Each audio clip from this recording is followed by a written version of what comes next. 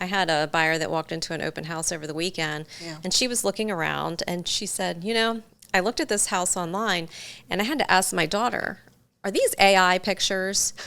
They do a really good job with the Yes. photography. And if a home like has really nice furniture and it's all color coordinated, it looks professionally staged. Yeah. I feel like it can kind of give like that fakey Yeah. appearance sometimes. But I had so many people comment on, wow, I really thought that this would be smaller when I actually got here, because you know how those pictures will make it always look bigger. She goes, but quite the opposite. She's like, it actually feels bigger than I thought it would be. Yeah, that's so good. I'm like, well, that's always a good feedback Yeah. to hear, with Yeah. our photography.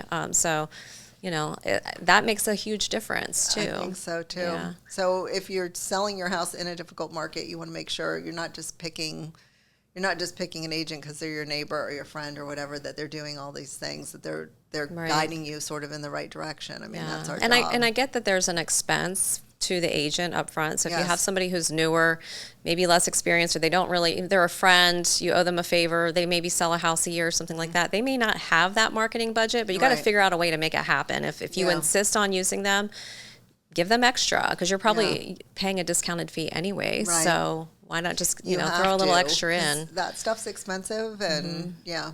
so it's got to be covered in the costs. Right, So for sure.